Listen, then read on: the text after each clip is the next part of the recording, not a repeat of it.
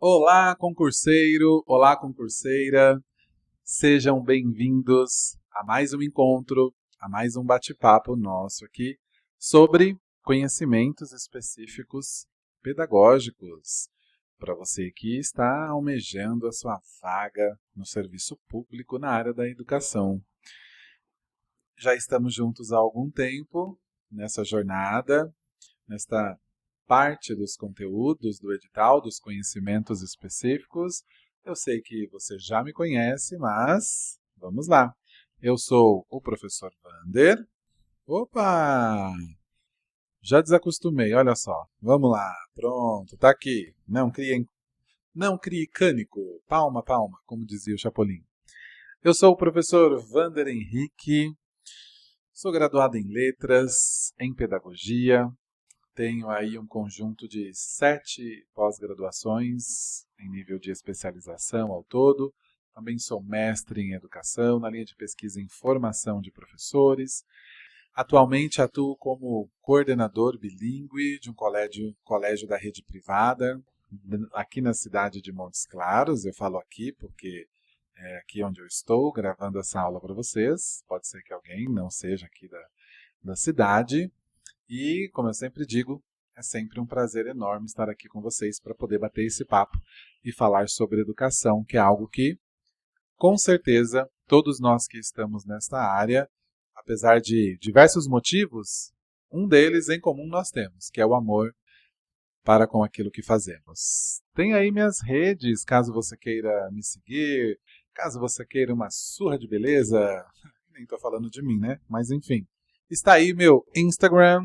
Sim, eu tenho um Insta e também ali o meu e-mail, caso você queira entrar em contato. Não esqueça de deixar seus comentários aí na plataforma em que você está assistindo a nossa aula. Nós aqui do Definitivo somos muito preocupados com a qualidade daquilo que fazemos, do produto que entregamos e queremos ser cada vez mais assertivos e poder levar cada vez mais qualidade para vocês. Então, se tiver alguma sugestão, deixe registrado o seu comentário. Se você tiver alguma crítica, também estamos abertos a ouvir, desde que a crítica chegue com carinho, com empatia. Como bons profissionais que somos, queremos sempre evoluir. Se tiver algum elogio, deixa também. A vida não é só feita de críticas, não é verdade? Então, bora lá para a nossa aula de hoje, que olha, o assunto de hoje é um assunto que eu falo isso sempre, na verdade, né? Porque eu tenho percebido que, de fato, é muita entrega. São 24 anos de carreira, 24 anos de jornada que eu completo este ano e que, com certeza, se não amasse aquilo que eu faço, já teria mudado de área, de profissão faz tempo. Mas o assunto de hoje, ele é um assunto bem bacana, porque ele vai... Pensem assim comigo, você que é concurseiro, neste momento está aí bastante ansioso, almejando a sua vaga dentro do poder público. Certamente, para você poder fazer este concurso, para você estar estudando e se preparando conosco aqui, por exemplo, você fez um planejamento, você pensou, você pesou todos os prós e contras, você entendeu a questão de investimento, do seu tempo, da sua disposição, enfim. Você estruturou todo esse processo, você planejou, você alicerçou tudo isso e entendeu que agora é o momento. É o momento, então, de você finalmente conquistar a sua vaga tão desejada. E por que eu estou fazendo esta alusão, né? Essa metáfora ela é gratuita? Não. Olha só. Hoje nós vamos falar sobre os fundamentos da educação. E eu quero voltar e chamar a atenção de vocês para uma coisa que a gente comenta sempre aqui nas nossas aulas. Educação é ciência. E ciência pressupõe método, pesquisa, análise, resultado. Muita gente torce o nariz, sabe? Para os fundamentos da educação, psicologia da educação, filosofia da educação. Já houve gente ousada que eu encontrei aí por estes caminhos que até dizer que, essas bobeiradas, isso daí é só para inglês ver. Não, não, não, não, não. Lembra do meme daquelas meninas do Big Brother? Nananina, não. Não é nada de balela, não. Não é nada de papo furado, não. A gente só consegue entender o macro se a gente começar desde o micro. E qualquer casa que a gente construa, qualquer edifício, qualquer estrutura que é feita, ela tem que ser muito bem edificada. E assim também é com a educação. Nós vamos bater um papo, então, como eu projetei aí para vocês, sobre os fundamentos da educação. E aí a gente começa, acompanhem comigo nos slides, para que a gente possa começar a pensar sobre esta questão. Afinal de contas, o que é educação? Eu não sei quanto tempo você tem de jornada. Eu não sei há quanto tempo você já tem trabalhado na área da educação, porque eu acredito que o público é muito diverso. Mas você, de fato, já parou para pensar o que é a educação? O que é a educação do nosso ofício? Não, a educação é quando o pai ensina para o pai ou a mãe ensina para a criança a pedir com licença. Não, não é sobre esse fenômeno, não é sobre essa ação educativa, é sobre o que é a educação. Esse nosso ofício, essa área que nós atuamos. Eu trouxe para nós uma definição de um dos clássicos pensadores, né, de um dos caras que aparecem o tempo todo nos concursos, nas formações continuadas, volta e meia nós encontramos que é sobre Libânio. E aí Libânio traz para nós aí, né, é uma adaptação que eu fiz dos conceitos de Libânio como inteligência artificial, que vai definir para nós em linhas gerais, né? É claro que esse é um conceito que não se encerra, mas em linhas gerais, o que é a educação? Olha lá, acompanhe comigo aí na tela.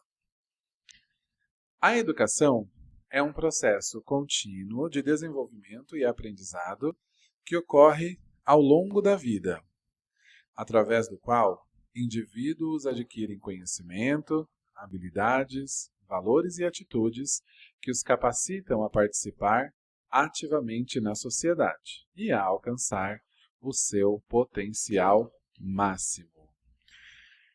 São tantos conceitos e tantas camadas e tantos processos envolvidos nessa definição que ela felizmente começa falando desse processo que é desenvolvido ao longo de toda a vida. Por que ao longo de toda a vida? Porque como ser social, já que a educação ela faz parte da nossa rotina, faz parte da construção social do indivíduo, ela é algo que vai nos modificar e vai promover mudanças para nós, para o contexto em que estamos inseridos, para todos que estão à nossa volta ao longo da vida. É aquela famosa história de um famoso pensador, de um famoso filósofo, né? Ninguém entra na água de um rio duas vezes, porque o rio pode até ser o mesmo, a nomenclatura. Eu continuo sendo Wander se eu entrar no rio agora, ou daqui 5 minutos, e se eu voltar amanhã eu continuo sendo Wander, mas a água não é mais a mesma. A água que passou e quando eu entro novamente é outra, eu sou uma outra pessoa, porque o tempo todo nós estamos nos ressignificando. Então, a educação, ela parte desse pressuposto de que é um fenômeno que ao longo de toda a vida é construída e vai nos remodulando, vai nos trazendo mudanças. Bom, algumas pessoas para pior, outras para melhor, outras ficam estagnadas, enfim, é uma experiência realmente muito única e individual. Mas para falar sobre a nossa área de atuação, né, sobre a educação, que é o nosso ofício, nós temos que pensar o seguinte: existem quatro pilares principais que sustentam o processo educativo, o fenômeno, a ciência e a educação. E aí nós vamos falar um pouquinho sobre qual é o papel da sociedade, da família, da legislação, já que temos diretrizes para serem seguidas, e também sobre tendências pedagógicas, né? Já que vivemos num mundo moderno, num mundo contemporâneo, que exige como é que se diz? Exige um estar no tempo e espaço adequado, que é o momento em que nós vivemos, altamente digitalmente tecnológico. Então, todas essas questões impactam diretamente na educação. E aí, começando então, acompanhem comigo nos slides, vamos ver sobre, dos 4 pilares que vamos rapidinho bater um papo, vamos entender o que cada um deles contribui dentro desse processo, né? Neste tecer aí, nessa colcha de retalhos que culmina na educação. Acompanhem comigo nos slides. Vamos lá. Olha só. O primeiro pilar é a sociedade.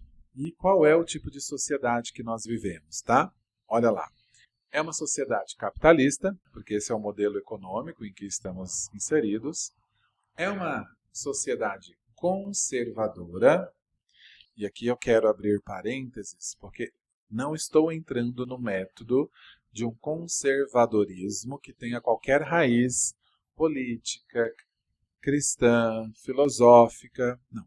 É um conservadorismo, é uma sociedade conservadora no tocante a manter tradições, manter uma rotina, manter um processo desenhado, definido. É nesse sentido. Não é na ideia conflituosa aí, das raízes conflituosas que poderíamos pensar do conservadorismo, ok? E é uma sociedade que almeja a liberdade. Mas almeja a liberdade em que sentido? Bom, quando nós nos educamos e entramos, né, na escola desde pequenos e passamos por todo o processo educativo, existe um propósito. Vamos pensar lá nas 10 habilidades que hoje a BNCC pede que sejam trabalhadas ao longo de toda a jornada acadêmica da educação básica, para que ao final do processo a gente possa entregar este indivíduo para uma sociedade economicamente ativa, alguém que vai se inserir no mundo do trabalho, possivelmente, que vai começar a diretamente influenciar na questão econômica, na questão do dinheiro, na questão da renda. Entenda que esse almejo a liberdade, que faz parte do pilar da sociedade, ele está intimamente ligado ao fato de que nós, enquanto seres sociais, políticos, contextualizados, ativos economicamente, nos colocamos nessa posição por exatamente ter essa liberdade. Então, eu hoje, com quase 43 anos, moro sozinho, né? Deixei minha família em outro estado para enfrentar desafios profissionais, então eu tenho que pagar as minhas contas, eu posso decidir terminar de gravar essa aula e ir ali para um restaurante.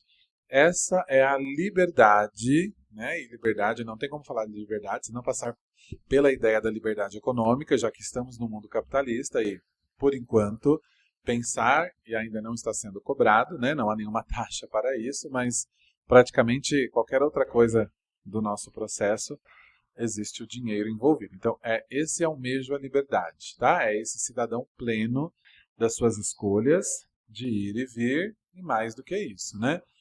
De poder bancar sua própria vida, né? Pagar seus impostos, manter sua qualidade de vida, seu saneamento básico, suas compras, sua feira, né? Viver, sobreviver, né? Ter condições, saúde, qualidade de vida, todas essas questões, ok? O segundo pilar, claro, não poderia ser diferente, acompanhe comigo, é sobre a família. O processo educativo está intimamente ligado a essa relação que existe também com a família. E a família carrega o quê? Esse sim, bem individuais, bem únicos, bem característicos de sazonalidades muito diferentes. Valores, atitudes e obrigações legais. Todas estas questões, como eu disse para vocês, intimamente ligado a um individualismo, não no sentido egocêntrico, mas no sentido de que, de fato, quando pensamos em valores, crenças, estamos falando dos limites, das regras de cada concepção que cada grupo familiar, que cada comunidade estabelece para si, entende ela como correta e toca a vida dessa forma, ok? Como não era diferente, para que as coisas não ficassem assim, tudo muito subjetivo e de qualquer forma, um terceiro pilar extremamente importante é sobre a legislação. Acompanhe aí comigo na tela. Veja só, a legislação é aquela que vai trazer para nós a LDB, a Constituição Federal, diretrizes curriculares, a própria BNCC, né, que é algo tão jovem, é algo tão recente, né, e tão importante, enfim, importante nesse sentido dessa construção de que, por ser a educação uma ciência, eu acho que vocês já estão até cansados, me perdoem, por favor, mas é porque isso é muito importante. A valorização do magistério passa principalmente pelo nosso reconhecimento da importância daquilo que fazemos. Porque a gente não fica 4 anos na cadeira da universidade para fazer qualquer coisa de qualquer jeito. Vocês já pararam para pensar que dentro de uma economia ativa, todo mundo se acha no direito de questionar o trabalho e o papel do professor? Eu acredito que se tivéssemos um encontro para falar sobre isso, haveria histórias aqui que duvidaríamos até da veracidade, de tão absurdas que é, pensando num cenário e numa comunidade atual como a gente vive. Mas eu tenho certeza que todos vocês já pararam para pensar sobre isso, né? Que nós somos uma das únicas esferas econômicas, somos uma das únicas profissões em que parece que todo mundo acredita piamente que tem o direito de dar o pitaco. Eu não conheço alguém que questione um cirurgião. Eu não conheço alguém que questione um juiz na hora de um julgamento. Eu não conheço alguém que fica questionando o que um advogado deixa de fazer ou não, mas parece que nós, professores, todo mundo entende melhor do que nós mesmos, né? Porque todo mundo quer dizer para a gente como fazer, o que fazer, e do jeito que estamos fazendo não funciona. E, infelizmente, parte desse sentimento coletivo nasce e está fundamentado aí nos fundamentos da educação.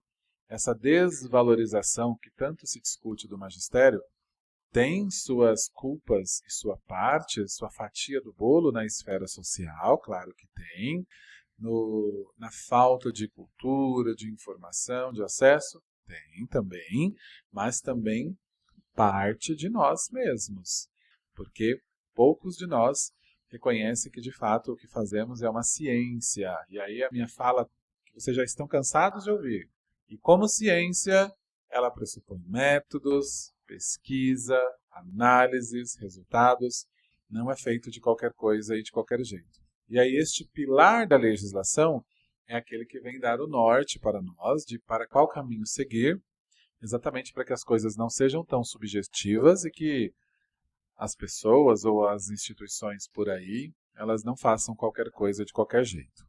E um quarto e último, tudo bem até aqui? Essa hora mexe com a gente um pouco, né? Quando fala sobre a valorização do magistério. Mas vamos em frente. E um quarto e último pilar dos fundamentos da educação é sobre, acompanhe aí comigo na tela, as tendências pedagógicas, né? E aí nós temos as tendências liberais e as tendências progressistas. E olha, quero chamar a atenção de vocês para uma questão aqui. Quando nós falamos sobre uma tendência liberal, não é um liberalismo de libertinagem, não é um liberalismo de rebelião, de sair quebrando tudo, não é isso. É um liberalismo de uma liberdade econômica. Lembra daquele indivíduo que se forma, que avança, que se desenvolve, que aí se torna economicamente ativo e que a partir daí consegue adquirir e conquistar seus bens e ter a sua vida. É sobre isso, tá? É sobre isso que nós estamos falando. É esse liberalismo intimamente ligado, principalmente, ao liberalismo econômico, ok? Tá certo? Avançando então, depois de passar pelos 4 pilares, tomem nota, esqueci de falar, eu sempre falo isso no começo das minhas aulas, né? Galerildes, tem que anotar, porque enquanto você escreve, o seu cérebro vai absorvendo melhor as informações. Tomem nota, não só para que vocês possam passar por esse processo de absorção de conteúdo, mas também para que vocês se aprofundem, que vocês pesquisem. A gente não consegue esgotar 100% de tudo o que estamos falando aqui nesses minutos que ficamos juntos.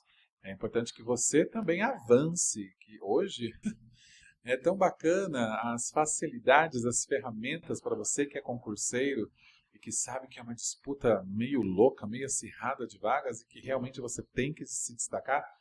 Pense isso há 50 anos atrás, como era muito analógico. Aliás, nem haveria isso que estamos fazendo aqui, mas eu falo mesmo em termos de pesquisa, de estudo. Hoje, com seu smartphone na palma da sua mão, você consegue, né, avançar muito. Então, tome nota para o exercício do cérebro de absorção de conteúdo, mas também para o seu avanço, né, e para você também buscar novas informações, para você avançar nos conteúdos, tá certo?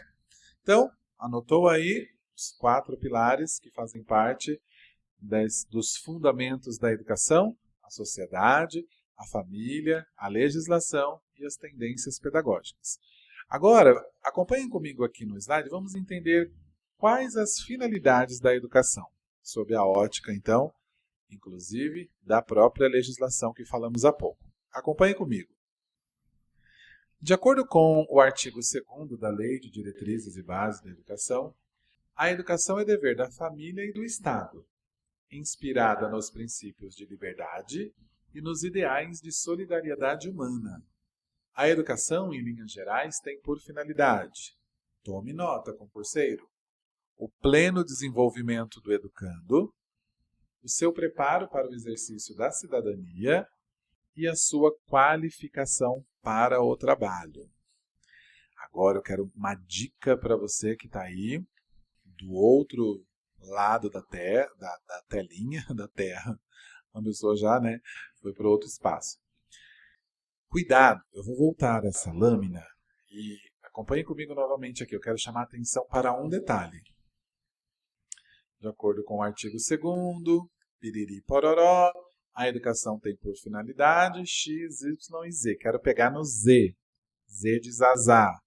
Lembra da cartilha Caminho Suave? Quem é da minha... Eu nunca ouvi falar não, gente. Eu vi no YouTube aí, nem sei do que vocês estão falando. Enfim, vamos lá. Pega aí o Z da Zazá, ó. Sua qualificação para o trabalho. Cuidado, viu? Não há na nossa legislação nada específico que fala sobre formação para o trabalho. Há uma diferença muito grande de qualificação para o trabalho e uma formação para o trabalho. Quem está incumbido dessa formação para o trabalho é o ensino no nível técnico, que inicialmente formam já profissionais habilitados para exercer algumas profissões que existem aí no nível técnico. O processo educativo, ele precisa qualificar para o trabalho. Isso não tem a ver com ensinar um ofício especificamente falando. Pode ser que dentro de uma modalidade híbrida do ensino, antigamente havia muito isso, né? O científico, o técnico, o próprio nome vem à tona, técnico. Mas gravem essa informação, concurseiro, e depois me agradeça por isso, viu? Quando cair no concurso. Fique bem atento. Não há nada na nossa legislação que diga especificamente sobre uma formação profissional. O processo educativo, ele precisa qualificar para o trabalho. O que é qualificar para o trabalho? Lembra que a educação ela está em tempo e espaço específico, certo? Hoje, no mundo em que nós vivemos hoje, que é muito diferente de antigamente, é demandado de profissionais que eles tenham habilidade da comunicação, do diálogo, da resiliência, da empatia. É sobre essa formação, é formar esse indivíduo para que ele tenha esse conjunto, essa qualificação para o trabalho, porque quando ele chegar o momento de desenvolver uma profissão específica, aí ele será certeiro. Aí então ele vai trabalhar as questões técnicas e específicas do trabalho, tá? Mas ó, anotou para me agradecer depois? Não há na nossa legislação da educação básica nenhuma menção direta para a formação profissional, para a formação para o trabalho. Há sim a menção sobre o fato de que a educação, sendo um processo social e de desenvolvimento, de qualificar para o trabalho, que não tem a ver com formá-lo numa profissão específica, tem a ver com desenvolver nele, no indivíduo, habilidades e competências necessárias que o mundo do trabalho vai exigir. E isso não está intimamente ligado a nenhuma profissão específica. É num espectro geral, num espectro global, ok? Não se esqueça disso. Além disso, sobre os objetivos da educação, acompanhem comigo aí na tela. Quais são os objetivos? Promover o desenvolvimento integral do indivíduo, físico, cognitivo, emocional, social e cultural. E aí a gente tem aí uma expressão que a gente usa bastante, né? Que é uma formação holística. É preparar os alunos para a vida em sociedade, capacitando-os a serem cidadãos ativos e responsáveis. E fomentar o pensamento crítico, a criatividade e a autonomia deste indivíduo, ok? E aí, olha só, eu sei que já foi um spoiler ali que passou para vocês, né? Mas, quando a gente fala de processo educativo, existem os pilares, existe a sociedade, existe a família, existe a legislação, existem as tendências, existem tantos atores, mas tem um que é o principal. Atenção, abram alas que vamos passar. Sobre o papel do professor nesse processo. É claro que é muito amplo e haveria muito para dizer, mas em linhas gerais, acompanhem comigo aqui na tela. O papel do professor para o mundo que vivemos hoje é o de ser o facilitador da aprendizagem. Aquele que vai promover um ambiente de ensino-aprendizagem estimulante e inclusivo. O papel do professor é ser mediador do conhecimento, adaptando-se às necessidades individuais. E o papel do professor também é ser exemplo e orientador, servir como modelo de conduta e ética, orientando os alunos no desenvolvimento pessoal e acadêmico. Em linhas gerais, como eu disse, poderíamos escrever aqui um livro como a história da Ilíada de Homero, mas vamos ficar por aqui nessas linhas gerais sobre o papel do professor.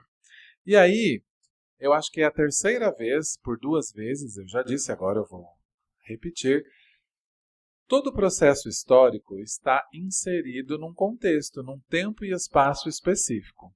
Você se lembra lá dos seus estudos, da sua formação em pedagogia inicial, essa breve trajetória aí de como foi esse processo da educação e qual era o objetivo de cada uma delas? Porque é uma coisa que a gente não pode esquecer. A educação ela nunca é a mesma.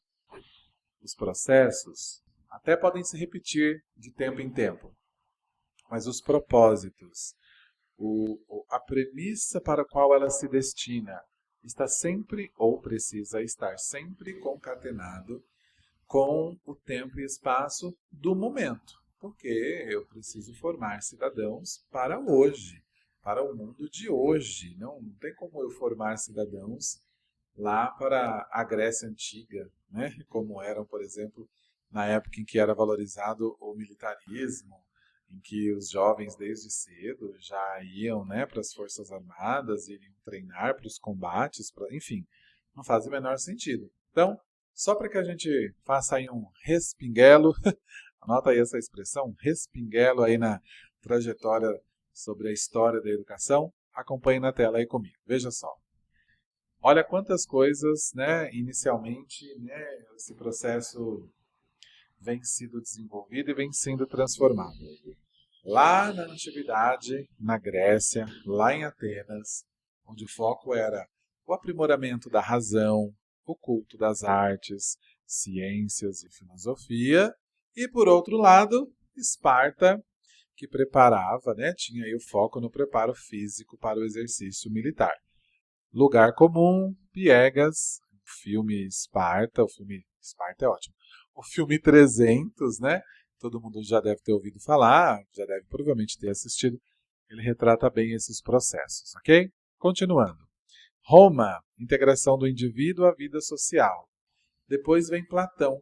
A educação deveria dar ao corpo e à alma a beleza e a perfeição de que são capazes. E depois Sócrates propunha como ideal a conquista da virtude, sinônimo de sabedoria. E aqui, gente, olha só, todo mundo se lembra da maiêutica de Sócrates? Eu vou ser bem sincero para vocês. Na antiguidade, a gente encerra aí com Sócrates, né, com esse processo da maiêutica, eu acho muito interessante. Para quem não se lembra, eu vou refrescar a memória de vocês. Sócrates, ele nunca dava respostas para seus seguidores, para seus aprendizes, né, para as pessoas que vinham atrás dele em busca das respostas. Toda pergunta que Sócrates recebia, né, toda pergunta que era feita a ele, ele devolvia com uma outra pergunta que, na verdade, iria provocar o pensamento, iria obrigar que a pessoa pensasse sobre aquilo que ele está falando, em que possivelmente esse pensamento faria com que a própria pessoa chegasse às conclusões da pergunta que ela fez. É aquela coisa de não dar a resposta pronta, é de ensinar o aluno a pensar, né? Eu particularmente, sou fã do processo de maiêutica. Costumo até hoje fazer isso com minha equipe de professores, que eu coordeno, com os alunos que eu coordeno e aqueles que diretamente eu estou em sala de aula. Eu acho fascinante essa ideia da maiêutica, né? Ensinar a pensar, ou melhor, ensinar alguém a chegar às respostas que ela precisa para uma determinada situação, fazendo, não com a resposta pronta, mas fazendo com que ela mesma pense várias coisas, várias questões sobre aquilo mesmo que ela perguntou, que possivelmente faria com que ela chegasse aí à resposta que ela precisava, né? Então, um processo de autodesenvolvimento melhor que esse, eu desconheço. E aí, falamos sobre uma concepção, sobre a trajetória da história da educação na antiguidade, e aí há uma quebra, há uma ruptura, e a gente entra então na Idade Média. Olhem aí comigo os slides. Já na Idade Média, não tem como falar de outra coisa senão a própria religião, né? A Idade Média inteira ela foi conduzida, os processos educativos eles foram conduzidos pela religião. É ali onde acontece a Inquisição, enfim, tantas outras coisas, a própria escravidão, né? Tantos processos que, em nome de Deus, tantas coisas foram feitas ao longo dessa jornada, dessa trajetória. E aí a gente chega, então, né, à Idade Moderna. Acompanhe aí comigo. A gente tem o período contemporâneo, que ele trata-se esse período trata-se da educação como ajustamento do homem ao meio em que vive para viver em harmonia, aceitar, compreender e reagir. E também, em seguida, né, vem para nós aí, vocês estão acompanhando direitinho? Vem para nós aí o Renascimento, o retorno ao humanismo clássico, o desenvolvimento das ciências. Nesse momento, o clero e a igreja, eles vão perdendo espaços. A burguesia, a nobreza, ela vai conquistando o poderio econômico, como está escrito para vocês, crescendo a necessidade de um ensino que contemplasse o livre desenvolvimento das capacidades e interesses individuais. E aqui mais para frente, conforme a gente vai avançando, e aí eu já me despeço para você. Para, gente! Eu ouvi um monte de gente falando. Já, professor! Esse primeiro bloco se encerra por aqui. E aí, mais para frente, no próximo bloco, nós vamos dar sequência. Aí, dentro desse momento, né, pós-renascimento, aí nós vamos entrar nas tendências mais atuais que nós conhecemos. Vamos falar do positivismo, né, lá de Augusto Comte, de toda a valorização da ciência exata, enfim, né, novamente o ressurgimento das artes, né, da sensibilidade, enfim. Ainda tem bastante coisinha para a gente falar. Por enquanto, nesse bloco, vamos ficando por aqui. Encontro vocês daqui a pouco naquele bloco que a gente gosta bastante, que é o bloco das questões comentadas. E aí eu vou trazer, hoje eu preparei 6 questões para vocês sobre esse assunto, diretamente, desse bloco que acabamos de fazer. E aí, vamos ler dentro daquele processo que a gente já está acostumado, vamos responder, vamos comentar, e aí você já vai aproveitando para ir afinando a sua prática do concurso público, tá bom? Um grande beijo, um abraço para todos vocês. Mais uma vez, muito obrigado por dividir estes momentos comigo. Foram aí aproximadamente 30, 35 minutos do tempo precioso da vida de vocês e eu sou muito grato a Deus como cristão por poder compartilhar esses momentos, mesmo à distância, mesmo assíncrono, mas que, de alguma forma, estabelecer esse vínculo com vocês e ter a certeza que esses nossos bate-papos, em algum momento, certamente vai ajudar a muitos de vocês, ou então todos, a serem aprovados. E eu sou muito grato e fico muito feliz de saber que, muito em breve, num período de tempo muito curto, cada um de vocês estará aí na sua função, no seu cargo público que tanto almeja. E eu sei que, claro que o mérito, o esforço é todo de vocês, mas vai ter 0,5% ali dessa sementinha, desses nossos bate-papos, desses nossos encontros, desses nossos momentos de diálogos aqui, falando sobre algo que gostamos tanto, que é sobre educação. Tá bom? Fiquem bem. Daqui a pouquinho a gente volta. Não foge daí. Bebe a sua água e vamos para os exercícios corrigidos. Tá certo? Tchau, tchau, pessoal. Vejo vocês daqui a pouco.